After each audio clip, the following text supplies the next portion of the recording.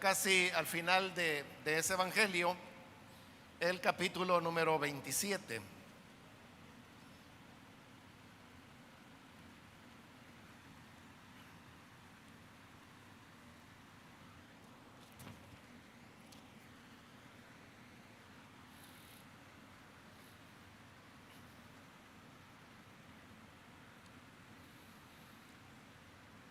Bueno, si lo tiene listo, dice la palabra de Dios en el Evangelio de Mateo, capítulo 27, versículo 3 en adelante.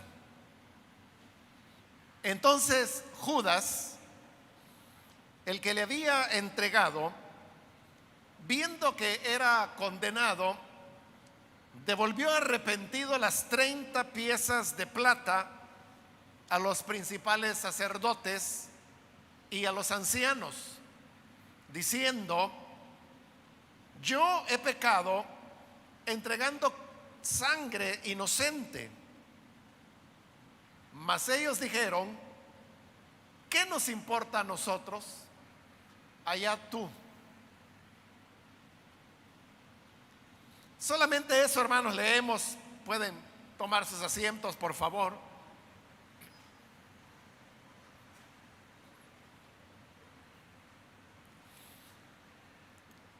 Hermanos, en esta ocasión hemos leído ya esta parte casi final del Evangelio de Mateo, donde encontramos que Judas había traicionado al Señor Jesús. Esta traición tuvo su base en el hecho de que las autoridades religiosas tenían una preocupación, y era de que Jesús era una persona muy popular.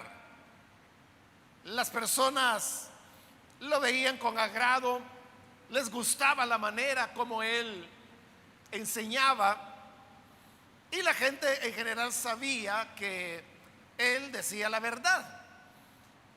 Y por eso eran multitudes las que iban detrás del Señor, y no solamente por el hecho de la manera como él enseñaba, sino también por los hechos milagrosos que ocurrían, sanando a los enfermos, liberando endemoniados.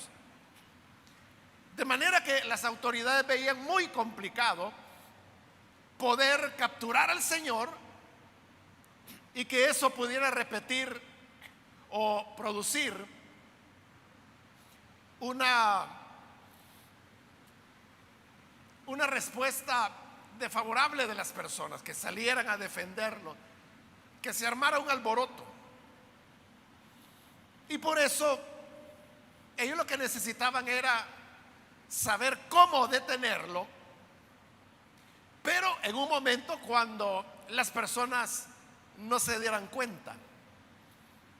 Esto parecía muy difícil, porque el Señor Jesús siempre estaba rodeado de personas, siempre las multitudes lo aplastaban, como dice la Escritura, y ellos no sabían cómo poderlo encontrar solo para detenerlo.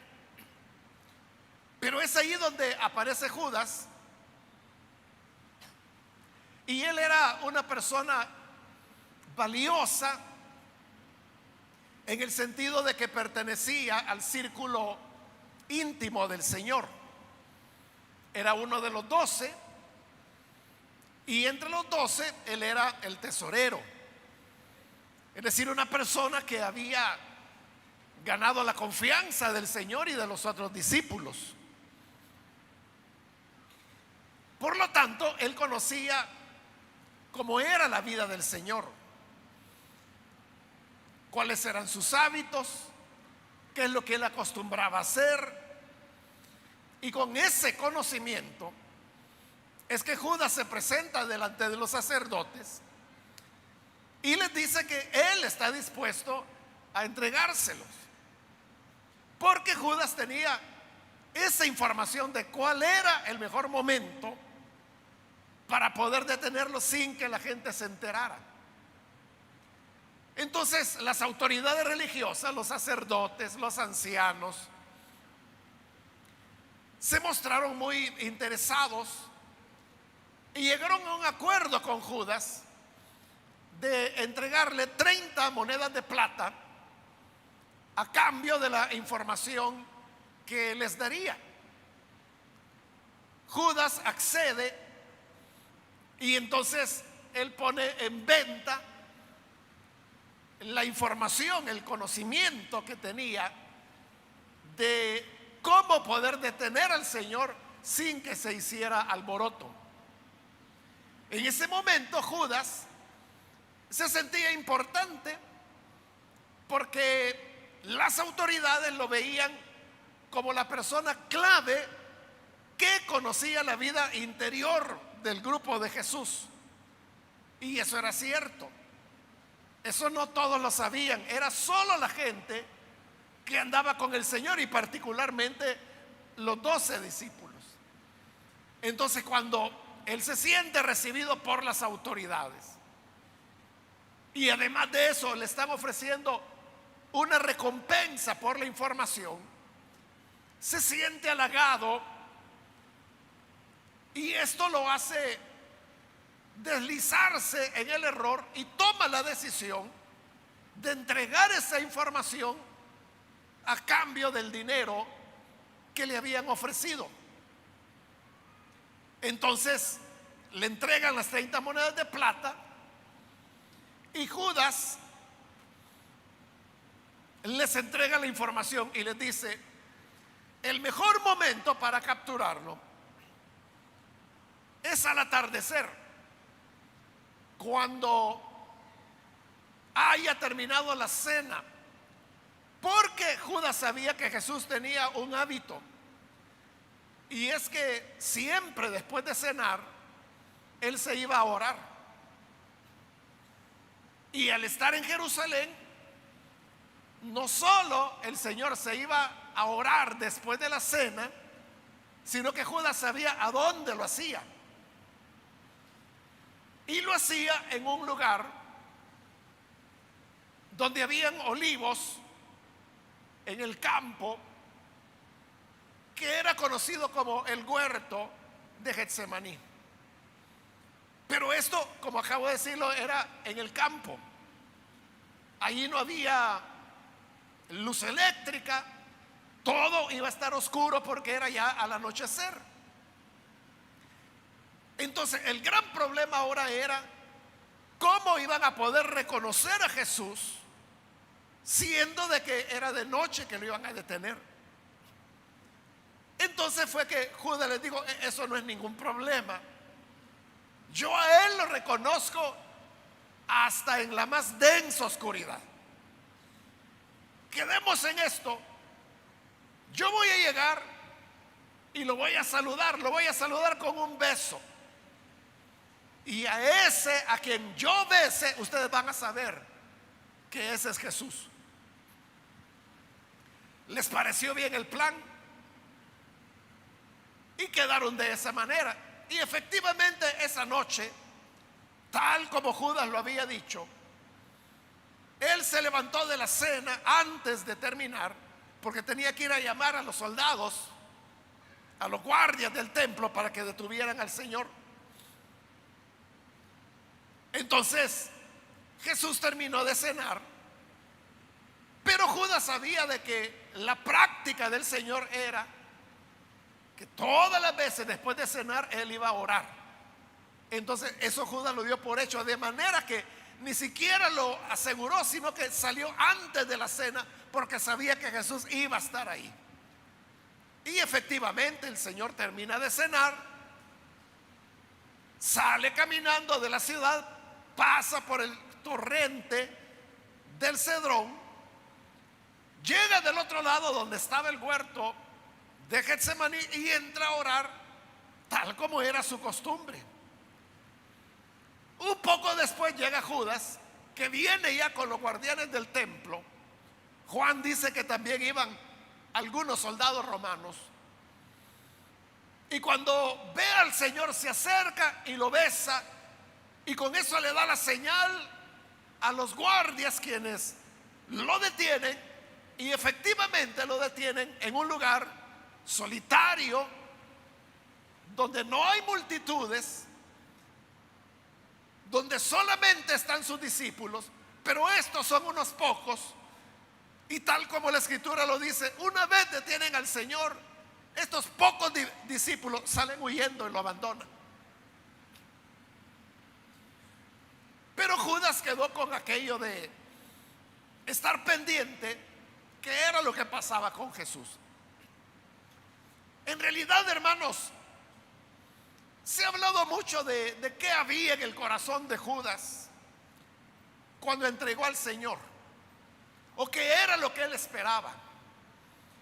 Porque al menos en el pasaje que hoy leímos, se nos dice que lo que comenzó a cambiar el corazón de Judas es cuando él se dio cuenta que el Señor estaba condenado. Cuando él oyó de que los sacerdotes lo incriminaron y lo querían mandar con Pilato para que él lo juzgara y lo condenara a muerte, en ese momento Judas entendió de que lo que querían era matar al Señor, condenarlo.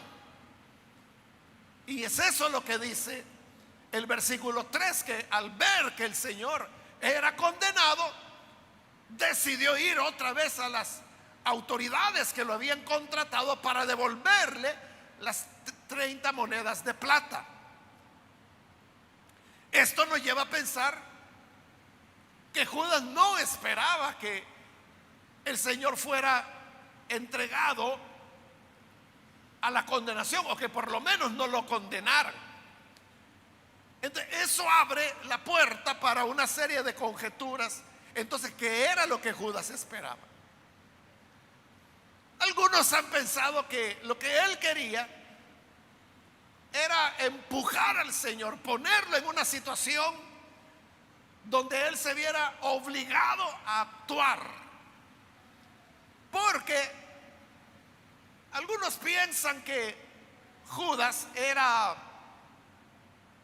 un activista pro independencia de Israel en contra del Imperio Romano. Y como la escritura dice que él se llamaba Judas Iscariote, entonces al analizar la palabra Iscariote, algunos expertos han llegado a la conclusión de que Judas era parte de un movimiento político, como también lo era Simón, no Pedro, sino que Simón, el otro apóstol, el que llaman el celote, que buscaba la liberación de Israel del yugo romano por medio de la violencia. Si esta interpretación es correcta, entonces Judas veía a Jesús como el Mesías, como el hijo de David, pero entendido, así como todos los judíos lo entendían, que él era el que habría de restablecer la soberanía de Israel. Es decir, exactamente lo que ellos estaban buscando, la liberación de los romanos. Entonces, al entregarlo, Judas lo vio como una manera para que el Señor, al verse ya amenazado, detenido, reaccionara y pudiera, algo así como Sansón, ¿verdad? Que cuando lo rodeaban los filisteos, él se levantaba, luchaba contra ellos y los aniquilaba. Algo así quizás esperaba que sería la reacción de Jesús. Pero sucede que no.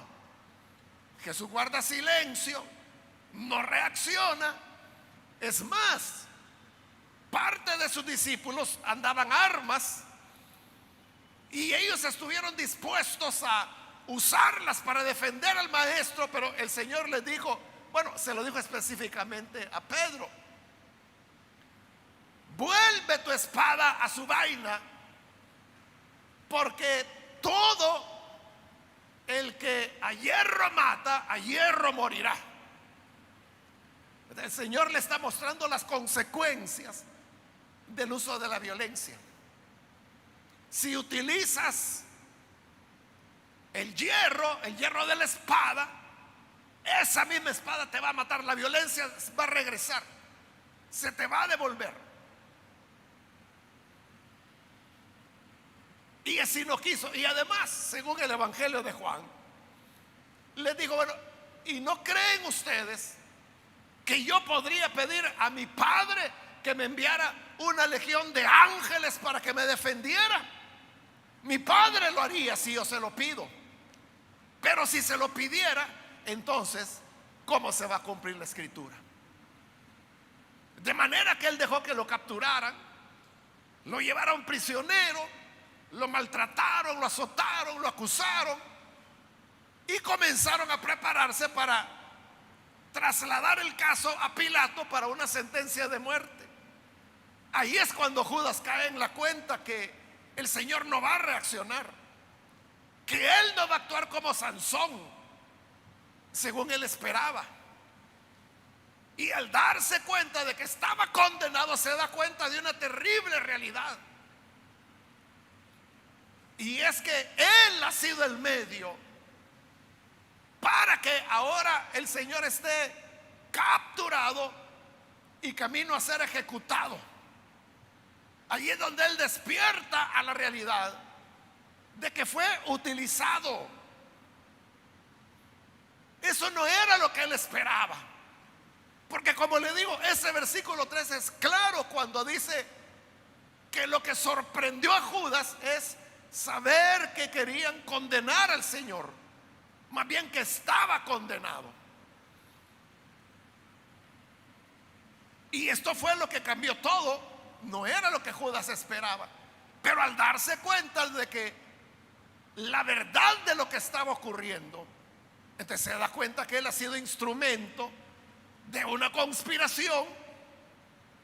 Y ante el hecho de sentirse instrumento, él decide ir ante las personas que lo instrumentalizaron, que lo usaron, que son los sacerdotes, son los maestros de la ley. Entonces llega y les dice: miren, yo quiero devolver las 30 monedas de plata, porque él está arrepentido de lo que ha ocurrido. Pero entonces él comienza y habla las palabras que leímos en el versículo 4: yo he pecado entregando sangre inocente. Lo que tenemos, hermanos, acá es un Judas, en primer lugar, que está atribulado. Él no sabe qué hacer. Él sabe que lo que hizo está mal, aunque la intención de él, si es correcta la interpretación que le he expuesto, no era esa. Pero se da cuenta de que otros que han sido más listos que él, que supieron manejar su deseo de presionar al Señor, supieron elogiarlo por el conocimiento privado que tenía de la intimidad de la práctica de la vida de Jesús. Entonces, sobre esa base, él va y primero quiere devolverle las monedas de plata. Al devolverlas, lógicamente lo que él estaba haciendo era queriendo deshacer el acuerdo hecho. Porque cuando un negociante le devuelve su dinero por algo que usted quiso comprar, lo que está haciendo es terminando el trato. Vaya, mire, yo le devuelvo el dinero que me dio. Si no está a gusto con el producto, pues aquí está su dinero, usted no ha perdido nada, así que quedamos en paz. Eso es lo que Judas quería, devolver el dinero. Pero no solamente era su deseo de quererlo devolver, sino que era que esto ya no se podía desarmar, porque la traición, y hoy él se da cuenta que lo que hizo fue traicionar al Señor. La traición ya no se puede regresar. él se da cuenta que ya el proceso legal ha avanzado de manera que ya no es posible detenerlo o deshacerlo. Pero él está tratando de hacerlo. En eso se refleja la tribulación que él vivía. Cuando uno sabe, hermano, que se haga lo que se haga, ya no hay respuesta, ya no hay manera de solucionar la situación. Y entonces, ante eso, pues, se pueden tratar maneras, pero en el fondo uno sabe que ya no hay salida, no hay retroceso. Y esto es lo que hacía sentir a Judas atribulado. Pero en segundo lugar, también vemos que Judas se da cuenta de lo que ha hecho.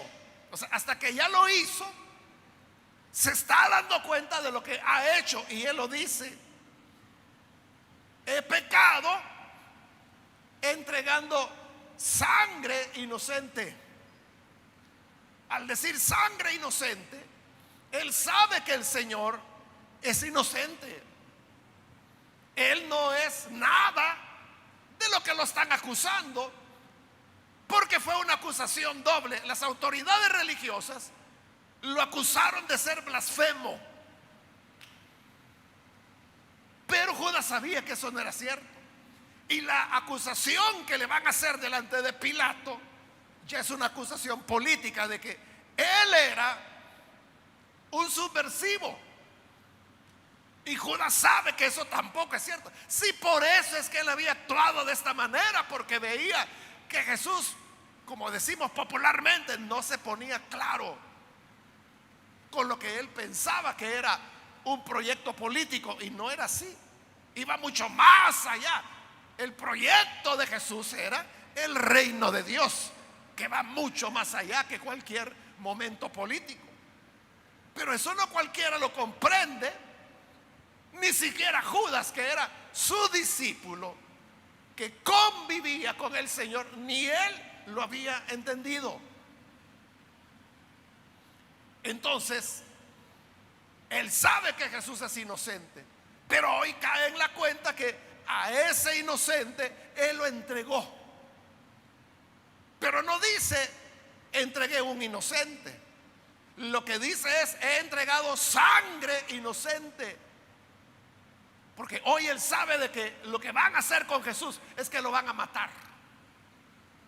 Y como lo van a matar, Judas, fíjense, él no era tonto, él era muy inteligente. Entonces, él dijo: el responsable de que Jesús sea ejecutado soy yo.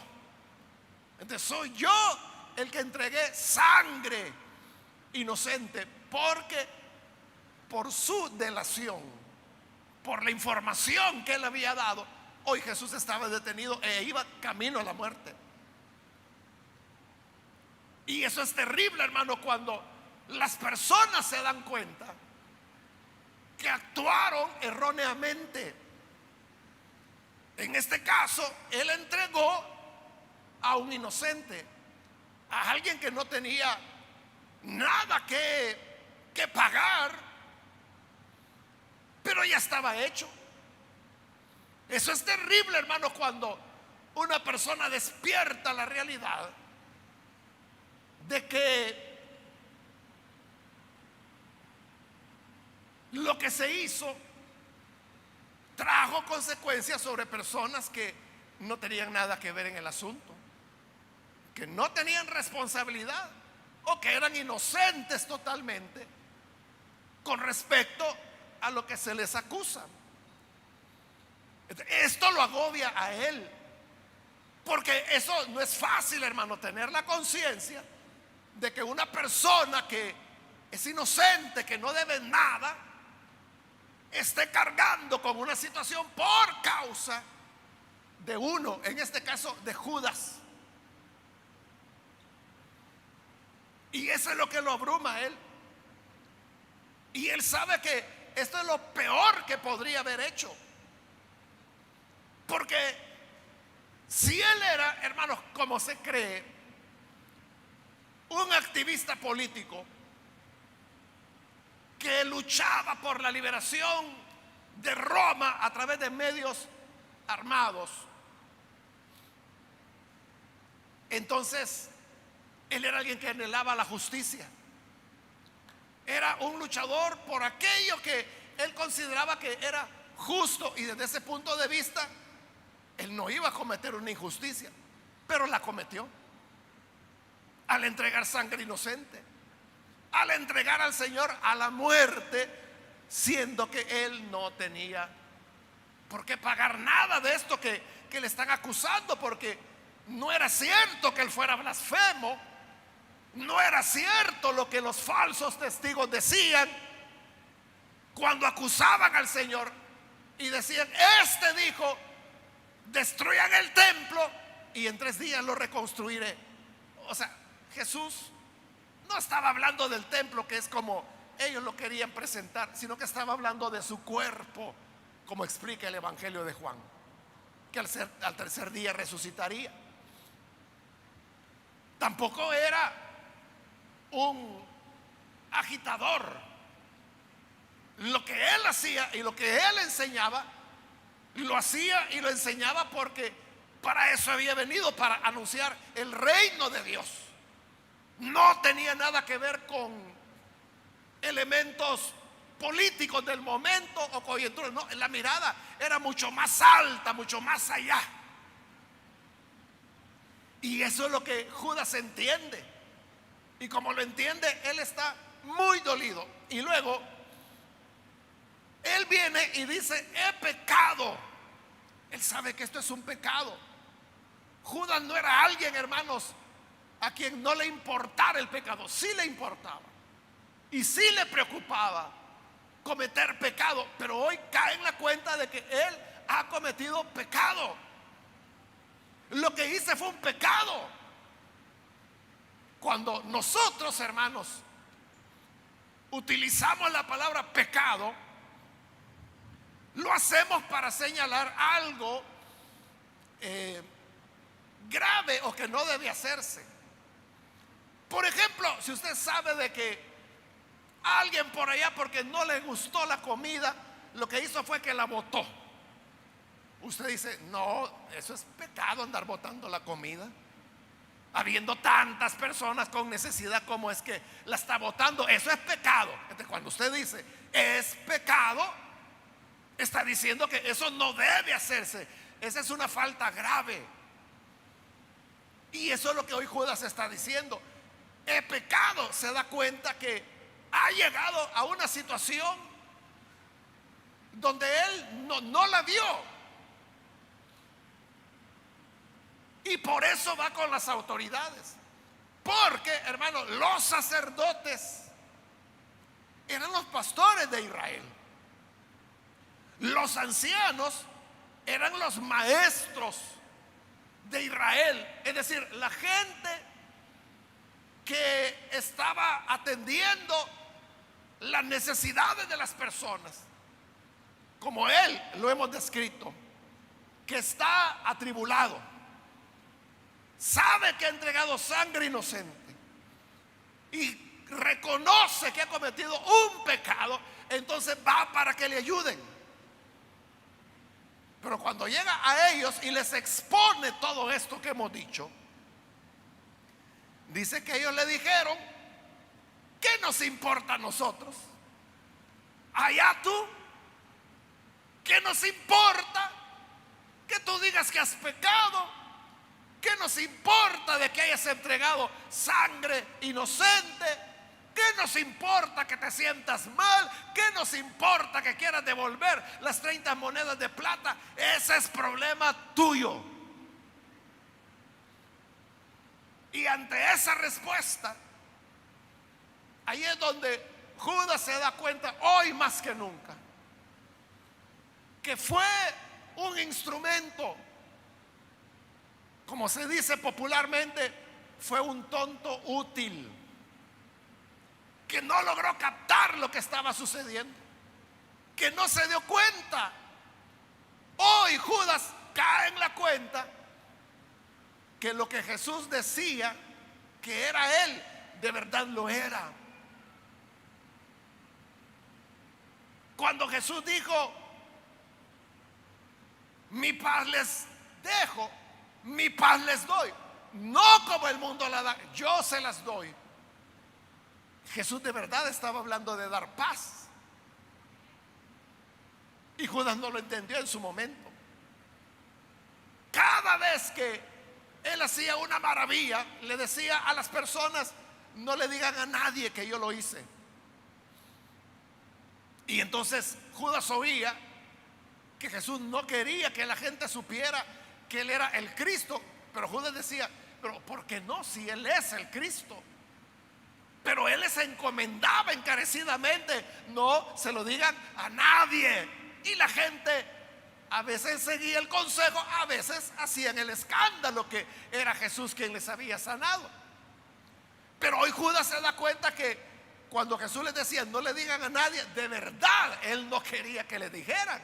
No era que estuviera mostrándose como muy humilde, no, de verdad no quería que la gente lo supiera,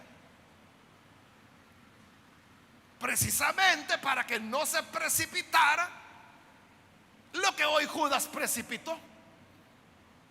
Por eso le digo, se da cuenta de que Jesús de verdad era lo que él decía que era.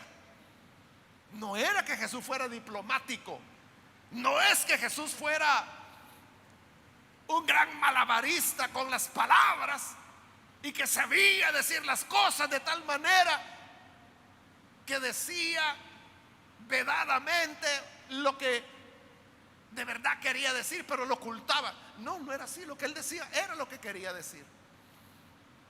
Entonces vienen y le dicen, ¿y a nosotros qué nos importa? Y esa es la realidad que el ser humano tiene que enfrentar. Siempre habrán otras personas que van a querer, hermanos, instrumentalizarnos para varias cosas. Para varias cosas. Y para instrumentalizarnos, nos van a hablar bonito, nos van a hacer sentir importantes, como Judas, que se sentía importante porque quieren agarrar al Señor. Pero eso solo yo sé cómo hacerlo. No, eso nadie sabe, pero yo sí. Entonces se sentía como portador de un conocimiento privilegiado. Y era cierto, solo él tenía ese conocimiento privilegiado. Entonces, las personas cuando quieran inducirlo a usted a algo, lo van a tratar como alguien importante, o le van a decir, no, mira, porque esto no se lo damos a cualquiera, pero como te queremos mucho, vamos a permitirte tal o cual cosa. Los que venden drogas, o sea, al principio tratan a los que van a inducir, que normalmente son niños o son adolescentes. Entonces le dice, mira, aquí te vamos a regalar esto, y le dan un poco de droga. Es por amistad, es porque te queremos, es porque sabemos que tenés tus problemas, pero con esto se te van a olvidar todos los problemas. Cae en la trampa. Porque esa es la manera como los hacen sentir que son importantes, pero no les importa. Aquí los sacerdotes hoy le están diciendo la verdad a Judas, y a nosotros, ¿qué nos importa? ¿Qué nos importa que hayas pecado? ¿Qué nos importa que te sientas mal? ¿Qué nos importa que quieras devolver las 30 piezas de plata? ¿Qué nos importa que hayas entregado sangre inocente? Problema tuyo, allá tú. Y eso es lo que van a decir los que hoy dicen que son tus amigos, los que hoy dicen que son tus amigas. Eso es lo que van a decir. Y a nosotros, ¿qué nos importa? Mientras quieran seducir a una persona al mal, le van a hablar bonito, pero en realidad no les importa, no les interesa. Solo quieren que tú participes de la misma desgracia que ellos viven. Aquella joven que en su centro educativo tiene compañeras que llevan una vida sexual activa. Y cuando le preguntan a esta joven, oye, ¿y tú a qué edad perdiste la virginidad? Y le dice, no, sí, yo no la he perdido, yo he estado toda la vida en la iglesia. Hombre, de lo que te estás perdiendo. Mira, si querés vamos el sábado a un lugar e invitamos un par de amigos y ahí te lo vamos a presentar. Y si la joven dice, no, yo no tengo esas costumbres. No, hombre, te estás perdiendo de lo bueno de la vida. Ay, deja las viejitas en la iglesia. Cuando vos estés ya viejita y gastada, entonces vas a la iglesia. Pero ahora no, estás joven. Ven con nosotros. Y comienzan a tratar de seducirla y seducirla. Y no le dicen nada de enfermedades de transmisión sexual. No les comentan nada acerca del virus del papiloma humano. No les hablan nada acerca de embarazos no deseados, del tema de abortos clandestinos y toda la tragedia que se esconde detrás de una vida así.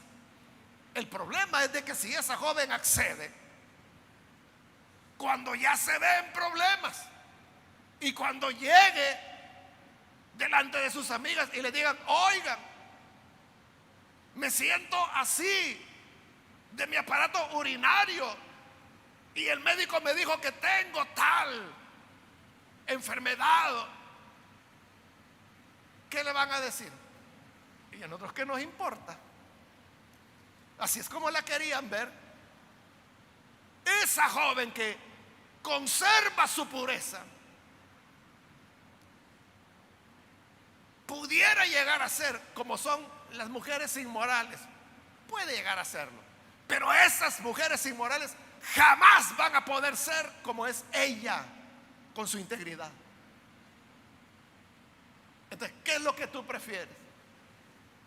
Llegar a ser como ellas, perdiendo para siempre lo que ellas también perdieron hace muchos años.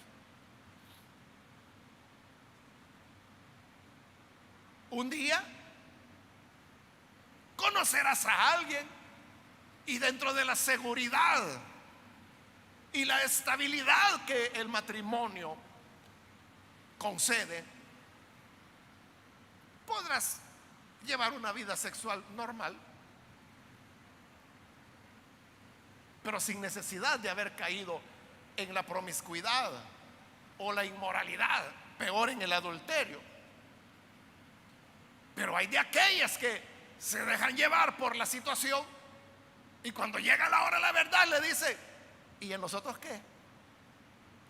O el joven que ha sido tan insistente y que le dice, no, es que eres la única para mí. Para mí solo hay una princesa y esa eres tú. Nunca te voy a dejar. Si tengo que atravesar mares, si tengo que nadar ríos, si tengo que subir montañas, si tengo que ir a la luna, yo lo haré por ti. Y entonces viene ella y le cree.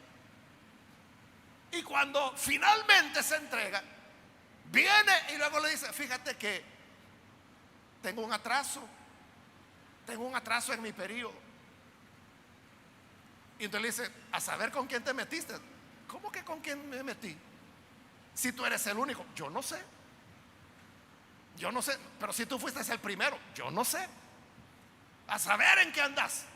Así que allá tú, como le dijeron a Judas, ¿qué me importa? Allá tú. Y son esos campeones que no se les vuelve a ver el pelo ni el cacho. Nunca, desaparecen. Y simplemente la dejan abandonada porque en el momento la hicieron sentir importante, pero luego en realidad no les importa. En el fondo quizás la desprecian. Muchos llevan a señoritas a la cama y no lo hacen por amor ni por interés, lo hacen por desprecio, para hundirla o para andarle contando a los otros amigotes la proeza que hicieron al acostarse con la fulanita que decían que era tan de iglesia que ni un ángel la tocaba. Y no hay ningún amor, no hay ningún interés, o sea, todo fue falso. De ahí, hermanos, que nosotros debemos ser muy consecuentes. todos los que quieran hacerlo caer en una trampa, le van a presentar las cosas bonitas. Le van a decir, este negocio da dinero. Y le cuentan la historia del fulano que no tenía nada, pero que invirtió un poquito. Y mire, ahora es el dueño del almacén tal, tiene estos edificios, ha comprado estas casas y tiene hasta una distribución de vehículos por ahí. Y todos se lo presentan bien para que usted se involucre. Pero usted no sabe en qué se está involucrando. Eso, hermano, es igual que las personas que se prestan para mover droga. Las mulas, que le llaman así popularmente, y le llaman mulas porque es eso, ¿verdad? La ven como animales de carga. Normalmente son mujeres, pueden ser hombres también. Entonces son mujeres pobres, hombres pobres, desesperados, que viven ahí en Colombia, y que le dice, pero mire, ¿por qué usted está en angustia? Usted puede ganar $5,000 y además de eso le damos un viaje a Europa. Allá va a estar 3 días conociendo, disfrutando, y luego regresa con dinerito. Quiere ir a pasear. Vaya, dice la gente. Entonces ya lo llevan para que pueda tragarse todas esas cápsulas de coca que llevan en el vientre. Se montan en el avión. Y esa es una ruleta rusa, hermanos. Porque los traficantes, ellos saben que como los pueden detener, puede ser que no.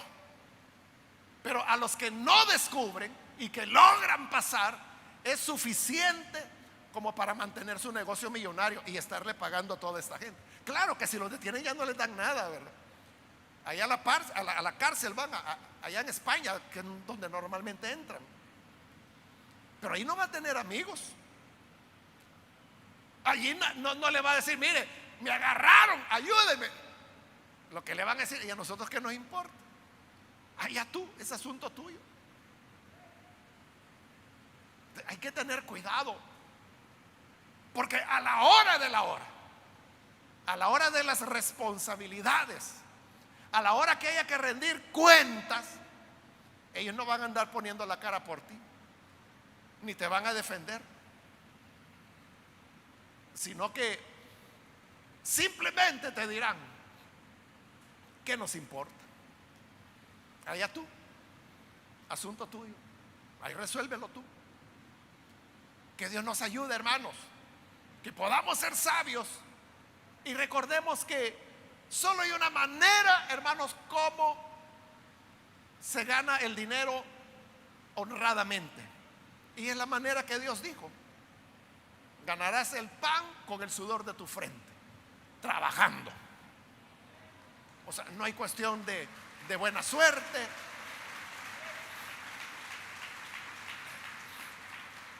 No hay gangas en la vida. Cuando alguien venga y le diga, mire, usted invierta tanto y en 2 semanas va a tener el triple, ese es un estafador, lo que quiere es robarle. Y cuando usted venga a reclamar, mire, usted me dijo que iba a ganar el triple, lo que le va a decir es, ¿y a mí qué? ¿Qué me importa? Problema suyo. ¿Para qué anda creyendo, pues? Y el que se mostró amigo, hoy lo ve con desprecio. Así que, hermanos, cuidémonos en todas estas cosas para que después no tengamos que lamentarnos. Como estos que eran los pastores de Israel, lo trataron mal a Judas. Problema tuyo, le dijeron. ¿Qué nos importa? Si los pastores le decían así, ¿qué remedio le quedaba a Judas? Salió de allí y se fue a matar. Se ahorcó, se suicidó. Aun cuando el suicidio para los judíos no era una opción, no era bien visto. Por eso, hermanos, es de que si usted ha leído alguna vez o ha escuchado de un hecho histórico que se dio al final de la guerra entre Israel y Roma,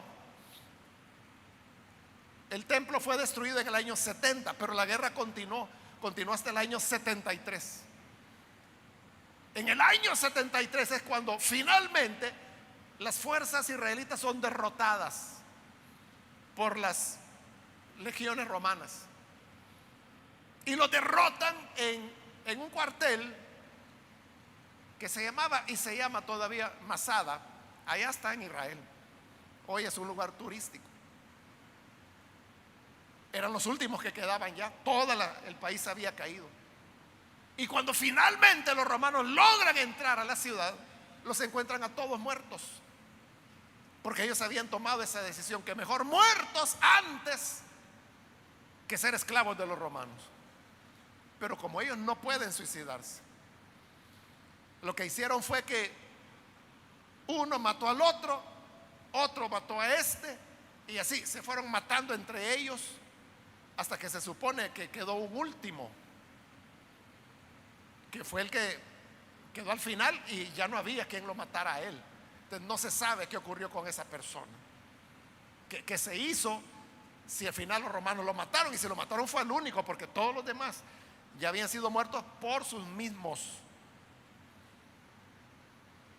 compañeros. Entonces eso le muestra a usted cómo el suicidio era lo último. O sea, eso ni lo pensaban, pero si Judas lo hizo, eso expresa la desesperación en la cual él se encontraba. Eso expresa lo atribulado que él estaba. De eso es que Dios nos quiere librar. Y por eso nos anima a que apartemos nuestros pies del mal. Vamos a cerrar nuestros ojos y vamos a orar, pero antes de hacer la oración, yo quiero invitar a las personas que todavía no han recibido al Señor Jesús como su Salvador. Pero si usted ha oído hoy la palabra y usted siente que su corazón ha sido tocado, esa es la gracia de Dios quien le está invitando, le está animando a venir. Y por eso yo quiero abrir la oportunidad para aquellas personas que necesitan recibir al Señor Jesús como su Salvador. Por favor, ahí en el lugar donde está, póngase en pie, por favor, para que oremos por usted. Si hay alguien, si hay alguna persona, algún amigo o amiga que por primera vez recibe al Señor Jesús, póngase en pie en este momento para que oremos por usted. Necesita venir, acérquese. Queremos orar por usted. ¿Hay alguna persona que lo hace? Venga.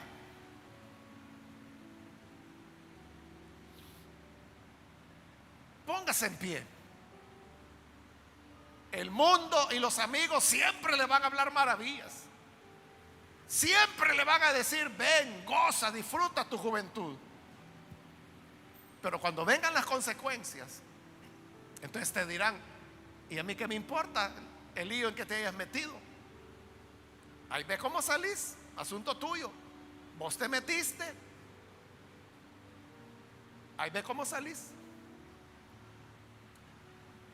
Pero si viene a Cristo, Él nunca lo abandonará. ¿Quiere recibirlo? Póngase en pie en este momento. Póngase en pie para que oremos por usted. Muy bien, aquí hay un hombre que se pone en pie, que Dios lo bendiga. Alguien más que necesita venir al Señor puede ponerse en pie en este momento. Y vamos a orar por usted. Otra persona lo van a animar a hacer el mal. Le van a decir: mira, hace esto, está fácil, nadie se va a dar cuenta. Pero cuando esté en problemas, ahí amigos no habrán. Pero hoy Jesús le brinda su mano de ayuda. Aun si usted ya está en esos problemas, hoy Jesús quiere salvarlo, quiere recogerlo. ¿Hay alguien más? Póngase en pie. También quiero invitar, si hay algún hermano o hermana que se ha alejado del Señor, pero necesita reconciliarse. Póngase en pie. Hay alguien que se reconcilia, se alejó del Señor, pero quizás por oír a quien no debió oír, se apartó.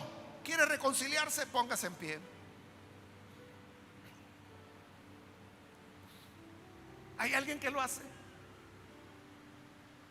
Vamos a orar en este momento, pero la última llamada, si hay alguien que por primera vez necesita venir al Señor o necesita reconciliarse, póngase en pie, y esta ya la última invitación que he hecho.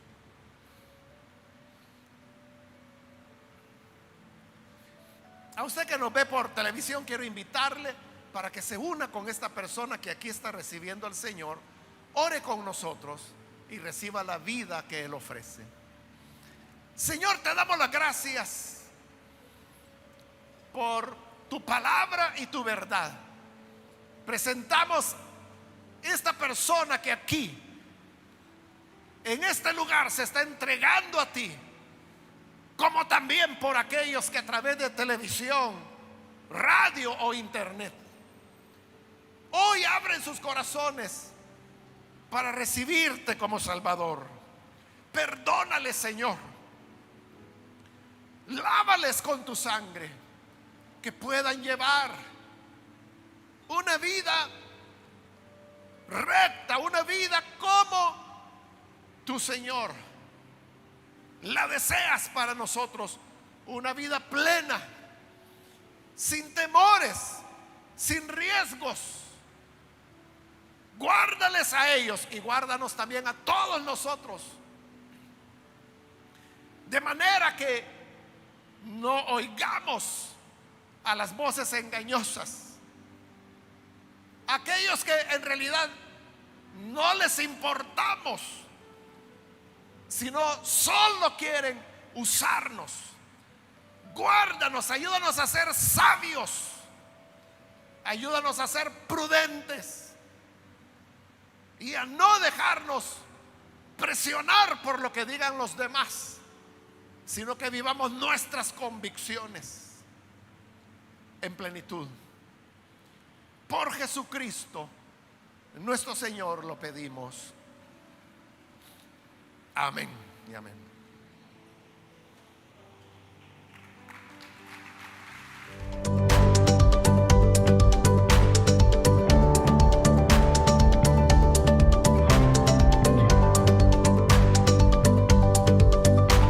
Si usted ha aceptado a Jesús como su Salvador, llámenos al 2294-9596 y oraremos por usted.